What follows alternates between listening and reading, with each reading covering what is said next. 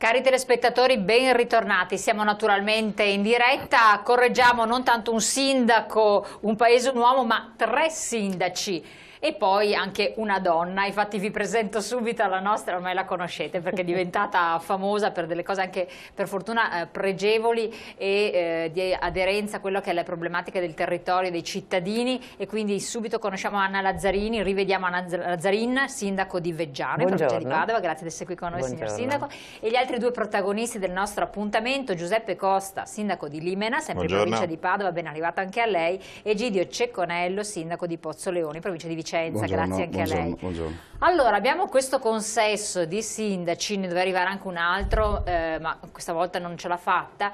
Perché? Perché il tema è estremamente urgente, sia perché siamo adiacenti ormai alle elezioni, per cui le istanze che possono essere fatte, chi andrà a governare da parte dei sindaci, sono pressanti, perché sono le figure istituzionali politiche più vicine in assoluto a tutti quanti noi cittadini, per cui conoscono bene quelle che sono le dinamiche del territorio e meglio di altri possono richiedere, fare delle richieste e sapere fino a dove si può arrivare, ma perché poi hanno avuto delle ripercussioni e conseguenze delle varie manovre economiche o delle varie riforme che si sono attuate immediatamente in modo diretto. E allora vediamo di capire, con le tante promesse che vengono fatte da destra, da sinistra, da centro, che cosa realisticamente percepiscono e che cosa si prospettano, perché hanno un po' più in mano la situazione. Teniamo conto che poi ci sarà la successiva tornata elettorale per altri comuni che vanno a votazioni e naturalmente anche per il discorso di altre realtà regionali. E allora io comincerei con lei, sindaco,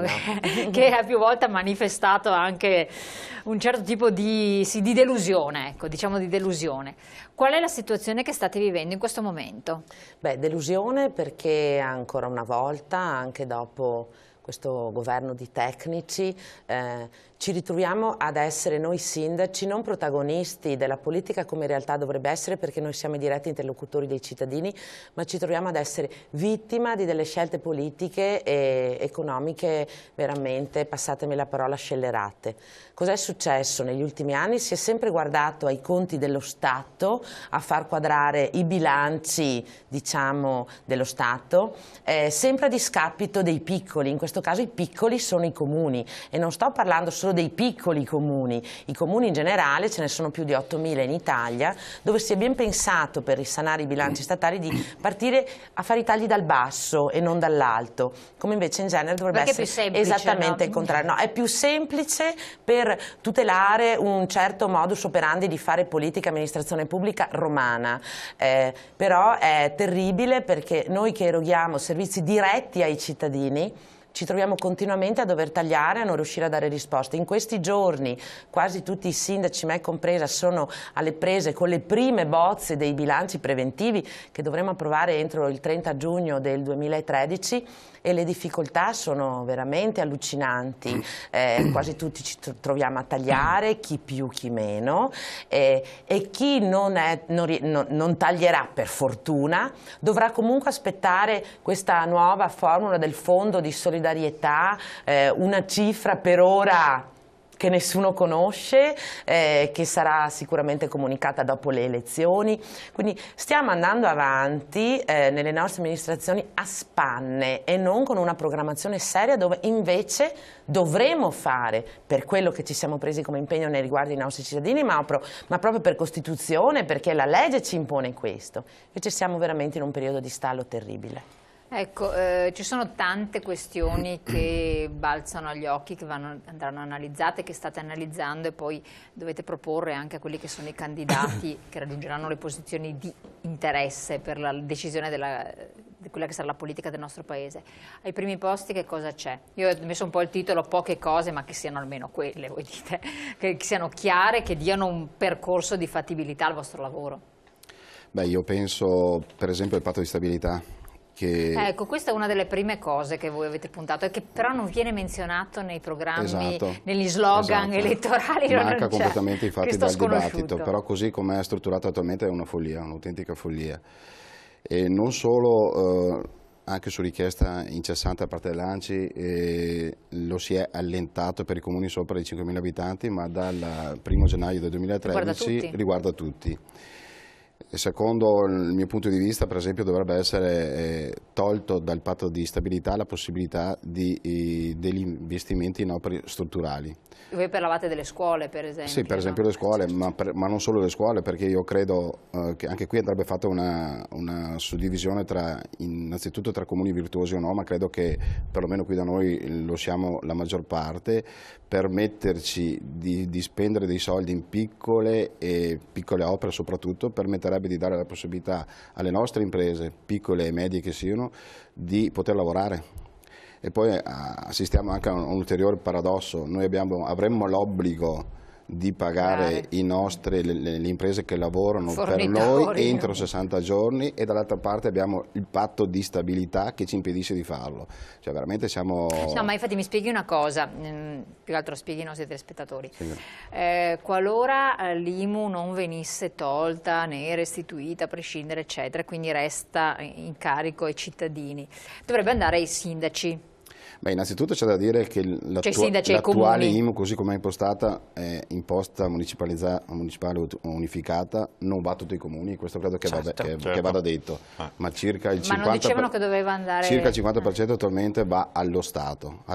E poi qua ci sarebbe una cosa interessante anche da capire, se l'IMU viene rivisto o viene tolto in parte, per quanto riguarda i comuni, quella quota che rimaneva ai comuni, che cosa succede? Creiamo un buco di bilancio sul 2012, probabilmente sul 2013, cioè veramente siamo nella confusione totale. È un problema vostro, insomma. È un problema nostro, sicuramente per quanto riguarda i comuni, ma è un problema che poi noi dovremmo trasferire ai nostri cittadini, perché è facile dire tagliamo le tasse a livello centrale, ma per poi imporla a noi sindaci di aumentare quelle locali, cioè così non va. Ecco, il miliardo e più di euro che si è ottenuto dall'introito dell'IMU rispetto alle previsioni, chiedo a lei a questo punto, che fine fa? Bella domanda. Infatti, come diceva la collega Anna prima, noi siamo in grandissima difficoltà appunto perché non sappiamo quale sarà, di stabilità, il contributo perequativo che il governo ci girerà noi. Le faccio un esempio. 2011 noi abbiamo introitato 2.700.000 euro circa di IMU, di ICI. 2012 ne abbiamo introitati 2.100.000, quindi 600.000 euro solo di IMU che ci viene a mancare, oltre ai tagli annuali previsti dalla legge di stabilità e quant'altro. Il problema è proprio questo. In questi giorni si sta parlando di restituzione di IMU ai cittadini e togliere l'IMU della prima casa ai cittadini. Si è detto anche in che modo ci sarà la copertura per questo, ma non è mai stato detto, perché questa è una parte di entrata che verrà a mancare ai comuni. Qualora venisse tolta l'IMU. Qualora venisse tolta l'IMU. Sentiamo quello che dice magari il PD, non viene tolta ma viene rimodulata. Questa mancata entrata ai comuni, come verrà, i comuni come potranno sostenere questa mancata entrata? Non si è mai parlato, non si è mai fatto un accenno su questo aspetto. Ecco, però dicono che l'introito dell'IMU dovrebbe passare ai comuni, questo è quello che hanno detto tutti quanti, i cittadini hanno percepito questo, dopo correggiateci, ma questo anche gli organi di informazione hanno mutuato questo messaggio. Di conseguenza i comuni dovrebbero avere di più qualora l'IMU venisse rimodulata in base ai redditi, in previsione di un tot di periodo di tempo, comunque avreste un'entrata perché non ci sarebbe più lo Stato che va a incassare. Ma anche questo non corrisponde al vero attualmente, perché le prime indicazioni che abbiamo per il 2013 è che l'IMU, per esempio, sulle aree artigianali e industriali va tutto allo Stato. Va tutto allo Stato, quindi stiamo andando anche qua. Quindi forse l'IMU prima casa? Per noi, per esempio, io parlo per il mio comune, è una batosta micidiale perché noi abbiamo un'area industriale importantissima. Dopo Padova penso c'è l'Imena. Certo. Ah sì, assolutamente. Noi avremo una batosta tremenda, quindi vede, navighiamo così nel buio ma questi soldi in più, per esempio, che adesso sono venuti fuori dovrebbero essere inseriti nel fondo di solidarietà per compensare quei comuni che hanno un minore introito, quindi hanno delle difficoltà di pareggio di bilancio. Devono decidere. Non si sa in questo momento. Va bene che i dati sono di oggi, i dati sono usciti ieri dalla CGIL. Quindi molto probabilmente si aspetterà il nuovo governo per decidere, però noi intanto viviamo alla giornata, nel senso che lavorare in dodicesimi anche con un bilancio da fare vuol dire non lavorare, vuol dire bloccare proprio tutte le attività amministrative. Ecco, torniamo su questi discorsi e vediamo quali altre sono le situazioni in gioco. Pubblicità, poi torniamo insieme. Se volete partecipare potete approfittarne.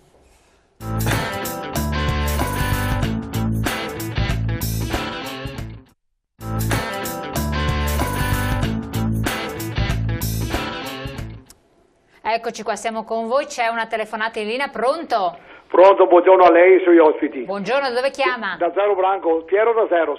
Sì, dica. Una cosa, poche cose, almeno quelle, mi fa in Rio di tanti anni fa, e poi via dei comuni che fa. Una volta i comuni che a tassa famiglia e tante altre robe che calcolava in base, dopo di fuori che si pagava l'IGE, imposta generale centrale, dopo che ha fatto l'IVA, con l'IVA pare che fossero eliminate tutte le altre tasse, perché con l'IVA si pagava qua, si pagava si cominciava, viene fuori l'IVA, viene fuori IRAP, tutte quelle che si inventa ogni mattina. Un'altra cosa, parlei tanto, quando mi sto guardando che fa una pratica in comune, mi vuole marche da voi, 14 euro e rotti, io va tutti in Roma, una volta che era a Marca Bianca a Barca, poi dirige di segreteria che stava in comune. Chi 14 euro, insieme a tanti, i fa pochi, ma delle pratiche dei comuni. Prova a mandare i sindaci qua, quante pratiche che va con le marche a voi, io va tutta roba. Se restasse qua in comune, mi è giusto pagare, però chi restasse qua, se è una pratica che è rifatta per il comune, che resta qua in skate, non che vai in marche a voi o che vai a Roma, che dopo tornerà in più, perché con l'IVA doveva pagare tutti. Tempo fa ho parlato con un dottore, con un umanista la mattina, che l'IVA con l'ESO e l'IVA, rimpiazza anche la sanità. Ma cavolo, la sanità qua fa piangere, al momento, perché qua lo schei per tutti i cantoni. Certo, chiarissimo. Mi domando, qua inventa ogni mattina l'IMU, prima dell'IMU che era l'ICI, prima dell'ICI che era l'INVI. E tutto quando si sa dove andare, chi taglia alto prima, i che già taglia basso, hanno già tagliato l'uno dall'altro. Dica voi coraggio tagliare le sora, perché le sora non vuole tagliare perché c'è tutti gli ori. Grazie della sua testimonianza, signor Piero. Ha tirato fuori diversi argomenti molto interessanti. Da un lato, e poi voi siete anche comuni che hanno delle zone industriali di tutto rispetto, le pratiche con i comuni, eccetera, quindi le marche da bollo, è vero, anche questa è un'altra componente. A Roma. E che sono spese comunque dei cittadini, effettivamente. E poi giustamente le persone non ne possono più di questi tagli lineari che vanno a colpire sempre i soliti noti, cioè chi lavora il territorio, ma mai come si era auspicato, almeno con Monti tutti pensavano, forse avrà il coraggio di fare i veri Noi tagli. speravamo molto in Monti, infatti, sotto questo aspetto, speravamo che avesse la capacità e la forza e la volontà di cominciare a tagliare dall'alto, però abbiamo visto che il risultato praticamente un piccolo esempio, nell'estate del 2011, ancora governo Berlusconi, ci sono stati quei grandi articoloni del giornale, taglia la politica, tagliamo una montagna di consiglieri comunali. Perché durante l'estate c'era stato un movimento molto consiglieri comunali. Bene. Io sono uno dei primi comuni andato al voto dopo questa norma, perché sono appena stata riconfermata nel maggio del 2012. Anzi, voi siete andati a elezioni nel periodo caldo. Quindi io avevo piccolino, Veggiano, avevo un consiglio comunale di tutto rispetto, quindi 12 consiglieri più il sindaco. Questo taglio mi ha portato ad avere un consiglio comunale di 6 consiglieri più il sindaco.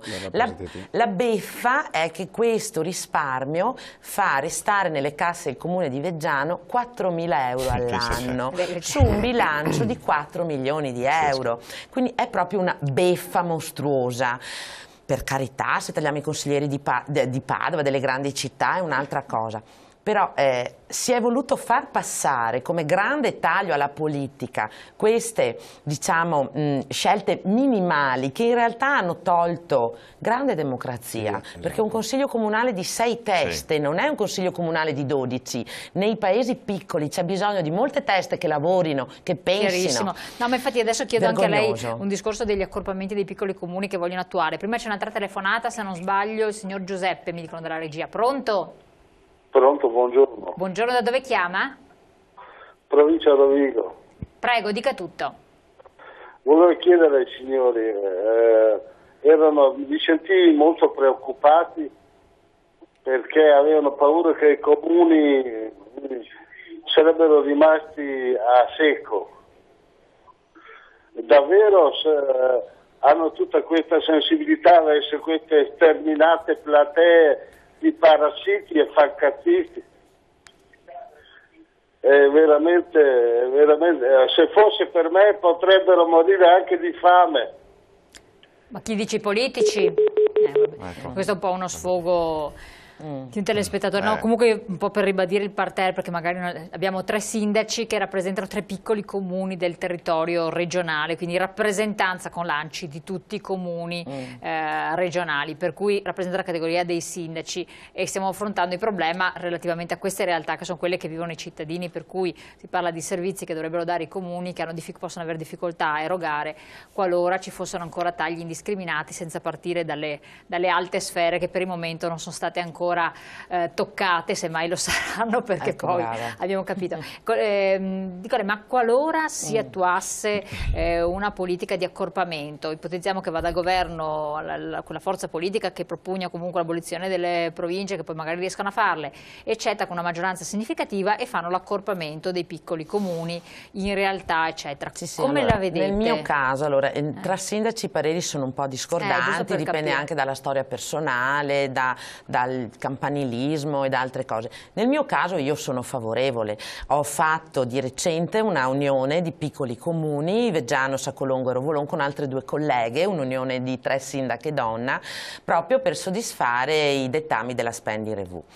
Cosa c'è da dire però? Che noi, va bene, con questa unione abbiamo portato a casa un contributo regionale anche consistente di 75.000 euro, che ci dà la possibilità di metterci in moto, ma siccome i vincoli delle nuove unioni dicono che non possiamo assumere, se non pescare all'interno dei nostri dipendenti, che non dovremo dimostrare tra un anno che i 3 bilanci comunali, il bilancio dell'unione non ha superato tutti i vari parametri, alla fine stiamo sottoponendo i nostri dipendenti a un super lavoro incredibile. E in questo momento risparmi concreti non ce n'è. Stiamo solo lavorando tanto di più per soddisfare un dettame normativo, per carità. Mi auguro che nel futuro i risultati si vedano. Ma dicono che ci dovrebbe essere un unico consiglio comunale, un'unica sì, ma restiamo sempre centrale, lì che quindi a casa altre persone. Vogliono far passare il messaggio che la politica territoriale costa. Questo è un messaggio fasullo, demagogico, che assolutamente non sta in piedi. La politica territoriale è volontariato, costa la macchina provincia, regione, Roma. Queste sono le macchine politiche che costano. Le macchine dei piccoli comuni, cioè io ho gli assessori che prendono 200 euro al mese, ma mi dite che questa gente lo fa per volontariato, quindi è il messaggio sbagliato che si sta facendo passare ai cittadini. Il problema invece, secondo me, che ha una ratio l'unione dei piccoli comuni è l'ottimizzazione dei servizi. Se adesso siamo 3 comuni piccoli, ognuno ha la sua assistente sociale e sono, tra virgolette, brave, corrono, ma sono delle tuttologhe, un domani 3 assistenti sociali in un'unione di 15.000 abitanti potrebbero specializzarsi e potremmo arrivare a una qualità di servizi pari a un comune di 15.000 abitanti. Questo ha un senso, ma ci vorrà molto tempo per specializzare i nostri dipendenti e soprattutto fare entrare la mentalità. Ma che non mi vengano a dire che le unioni mi fanno Italia la politica perché mandiamo a casa teste quando rispetto, adesso lo diranno, gli amministratori locali sono volontari. Cosa dice lei? Su questo sono perfettamente d'accordo con la collega. Quando si parlava di un taglio di 50.000 poltrone, la maggior parte sono appunto consiglieri comunali. Nel mio comune un consigliere comunale prende 100-150 euro all'anno, sì, quindi non è certo così che si tagliano i costi della politica. I comuni, il monte spesa dei comuni rappresenta il 10-15% della spesa pubblica, come diceva giustamente la collega, e lì si continua con la spending review a tagliare, mentre a livello centrale, ministeri e quant'altro, che è lì la vera spesa pubblica, lì non si è fatto niente praticamente. Quindi se uno pensa di riuscire a contenere la spesa pubblica continuando ad incidere, a tagliare sul 10-15%, è chiaramente impossibile, credo che qualsiasi economista su questo lo capisca, però si continua ad andare in questa direzione. Ecco, cosa ne dite voi? Perché a questo punto verso un centralismo più concordo anch'io perfettamente con quello che hanno detto i colleghi sindaci.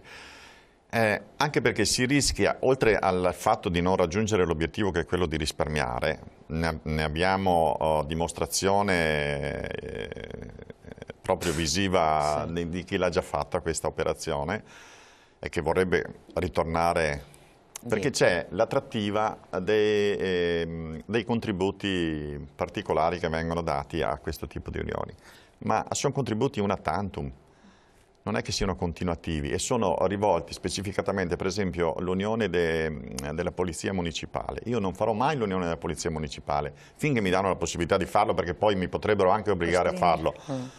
Perché? Perché intanto non sono più in gestione mia, ma diventano in gestione del comune che ha la maggior densità popolativa, oppure che è più grande di me e quindi non ho più questa potenzialità. Ma abbiamo visto che chi l'ha fatto non ha prodotto un risparmio, anzi c'è stato un aumento di costi. Esatto. E tutti quelli che l'hanno fatto stanno cercando di ritornare indietro. Quindi non riesco a capire questa volontà di andare verso questo. Anche perché l'unione dei comuni non è come unire due società o quant'altro dove gli operai rimangono nelle fabbriche dove sono. Si rischia di creare dei disagi ai cittadini enormi, perché per esempio prendiamo i servizi al pubblico, l'ufficio anagrafe, l'ufficio tecnico e quant'altro. Cosa facciamo? Uniamo i due comuni, uniamo tutti gli uffici comunali, però la gente dove lo facciamo poi questo centro? Lo facciamo sul comune di Limena o lo facciamo su un altro comune? La gente che si trova gli uffici staccati, alcuni dall'altra, cioè voglio dire, non è di così semplice attuazione, Ecco, quali sono le altre? Abbiamo cominciato un po' con gli aspetti che poche cose chiedete, però giustamente quelle debbano essere. Cos'altro chiedereste? Al di là del patto di stabilità, che credo che ormai sia sulla bocca di tutti. No, sulla bocca non dei politici. Sì, ma la ogni volta dobbiamo chiedere. Loro sono colleghi di comuni superiori ai 5.000 abitanti. No, il mio no. Al tuo è sotto. No, siamo uguali. Allora, cos'è successo? Che si è parlato per anni la soppressione del patto, battaglie in piazza, con l'ANCI. Esatto. Cosa hanno fatto per accontentarci? L'hanno introdotto anche ai comuni sotto i 5.000 abitanti. Voi dite per scaramanzia, non dite niente. Cioè, le cose folli. Quindi già i comuni grandi che hanno il patto di stabilità sono veramente in crisi, in difficoltà a rispettare la legge nelle scadenze di pagamenti, in tutto, negli investimenti. E in più questi piccoli comuni abituati con un bilancio, tra virgolette, un po' più elastico, perché il bilancio senza patto è un po' più elastico, no, adesso ce l'hanno introdotto, quindi da questo bilancio 2013 abbiamo tutte le incertezze di IMU sì, IMU no, le incertezze di questo fondo di solidarietà e l'introduzione del patto di stabilità. Allora se vogliono farci morire, che ce lo dicano subito. Assolutamente. Un attimo solo, c'è un'altra telefonata, scusa, poi do la parola, Sindaco. Pronto? Salve. Salve, da dove chiama? Da Ferrara. Prego, dica pure. Salve, volevo, scusate se interrompo la discussione del sindaco, volevo un attimo fare una domanda a tutti, ma è possibile in futuro, insomma, se le cose andranno molto male come sembra che sia, vedi Grecia e altri paesi come Portogallo, anche una revisione nell'ambito nazionale di una Costituzione, dal punto di vista della forma di governo, cioè nel senso è possibile che come forma di governo Repubblica possa aver fallito i propri obiettivi per il fatto che la Repubblica è governata da un'oligarchia, cioè governo di pochi che dal 48 stanno governando sempre i soliti. È possibile forse come soluzione almeno, come soluzione proprio per dare un futuro al popolo italiano, riavere la possibilità di ritornare a una monarchia costituzionale.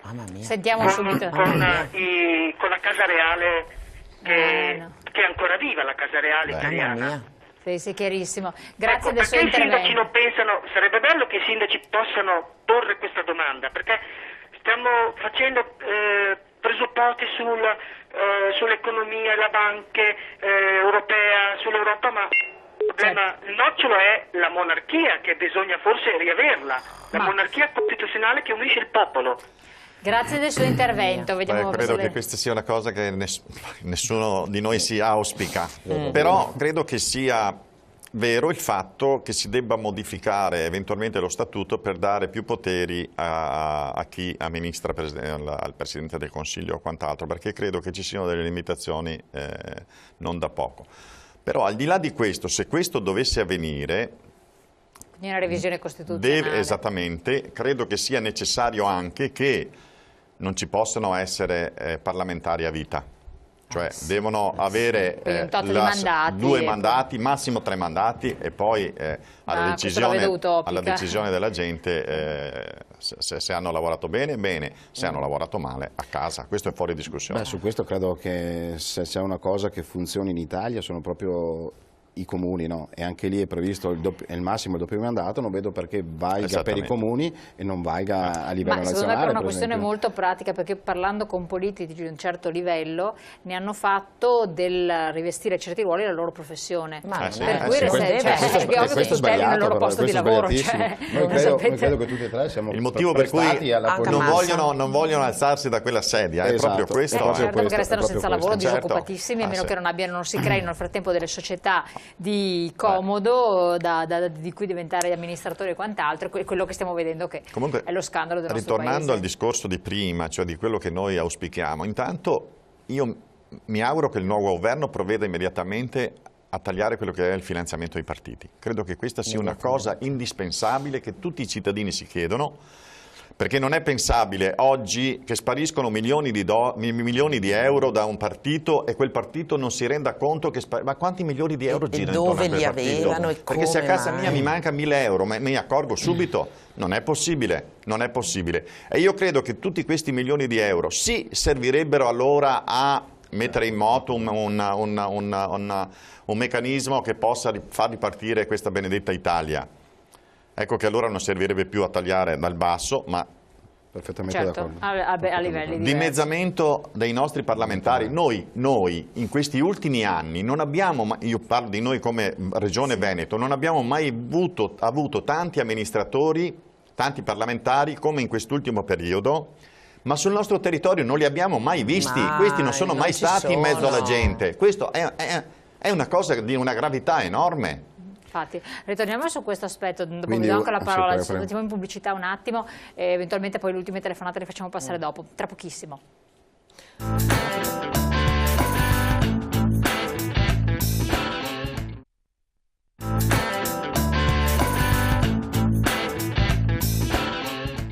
Eccoci qua. A lei la parola, già stava parlando. No, volevo fare un piccolo passaggio su quel contributo di quel telespettatore sulla monarchia. Di Ferrara, Noi siamo diventati repubblica con un referendum e all'epoca il popolo italiano si è proprio espresso in modo molto chiaro, monarchia o repubblica. Io rispetto le sue idee, però dal mio punto di vista personale la monarchia è una cosa passata, la Repubblica in Italia è stata una grande conquista.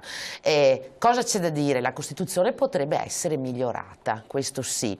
Tornare alla democrazia, ma ripeto, è una mia idea proprio personale. Beh, se fossimo in monarchia io non sarei qui, probabilmente non ci sarebbero sindaci come noi, gente comune che ha deciso di mettersi al servizio delle proprie comunità per cercare di migliorare le cose con semplice e puro spirito di servizio. Che poi lei mi dica, va rivista la Costituzione, ragioniamo sul bicameratismo oppure no, e lì ci troviamo tutti d'accordo. Ecco, però veramente la monarchia io la vedrei un po' come proprio un passo indietro. Perfetto, se non sbaglio ci deve essere un'altra telefonata. Pronto? Sì, buongiorno. Buongiorno, dove chiama? Da Treviso. Sono un piccolo artigiano, ho messo un po' alle strette con tutte le cose, purtroppo qua, visto le cose come stanno andando qua in questo periodo qua. Purtroppo i comuni sono costretti a non pagare anche noi, perché ci sono diversi colleghi che lavorano con le associazioni comunali così e fanno lavori che non prendono i soldi, è per colpa anche dello Stato. Ma finché abbiamo gente, un governatore veneto che ha fatto una dichiarazione su un quotidiano nostro, che non vede l'ora di entrare dentro in politica per pagarsi le rate della barca, io ti dico, dove andiamo questa gente qua? Da chi è che siamo governati? Stanno governando il paese per tutti quanti o per i loro cavoli e porci comodi? Guardi che questo articolo qua l'ho letto 2 volte. e sono rimasto molto molto male, mi vergogno di essere un italiano e spero che alle votazioni la gente vada a votare, ma non con la matita, ma con la lupara, perché a questo punto qua meritano solo che questo.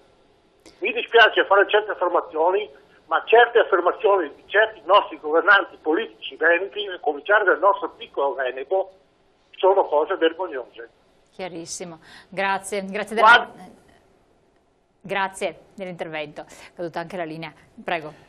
Perché poi il sentore della gente è proprio questo. Infatti. Dicevo prima che noi siamo in front office con la gente, no? Poi appunto gli imprenditori che chiudono, le famiglie che non ce la fanno più, anche le nostre, anche quelle locali ormai vengono da noi, vanno dal sindaco e per un sostegno, a volte anche solo per un conforto, però viviamo appunto questo forte distacco che diceva prima il collega tra chi ci governa a livello nazionale e la realtà, che la realtà invece è questa. Infatti non c'è percezione della realtà, questo è drammatico. C'è anche il nostro telespettatore che ci chiama, che ci dice sono artigiano, che vive la drammatica realtà del quotidiano, e io dico sempre, ma vogliamo arrivare al paradosso a cui si è già arrivati, che la persona reagisce presa dall'ira e premedita un omicidio?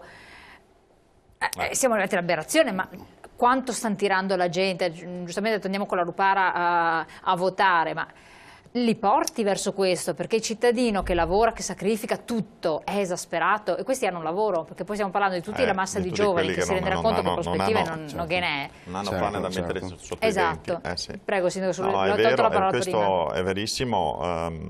Purtroppo sono anni che continuiamo a dire ma speriamo che questo sia l'ultimo anno, speriamo che... ma ancora oggi non si vede uno spiraglio di luce davanti, ed è questo, credo, la cosa che fa esasperare la gente, che fa perdere la testa alla gente, perché ormai anche chi aveva messo un gruzzolo da parte ha dato fondo a tutti i risparmi che aveva, cioè l'artigiano, il capofamiglia, il padre di famiglia.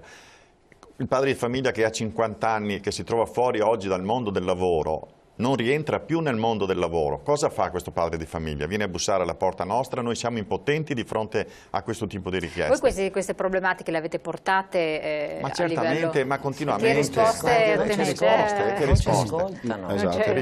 c'è risposta, ed è questa la tragicità della cosa. Non siamo in grado di dare risposte a questi cittadini. Un esempio molto pratico di quanto sia, mi passi la parola, criminale la tassa dell'IMU. Più del 80% delle case, parlo in Veneto, non conosco la realtà delle altre regioni, sono state acquistate dalle nostre giovani coppie col mutuo. Certo, sì. Abbiamo tassato il debito residuo, cioè non so se ci rendiamo conto. Se una casa vale 200 e quella coppia sposata da poco è arrivata a pagare metà del suo mutuo, l'altra metà è della banca.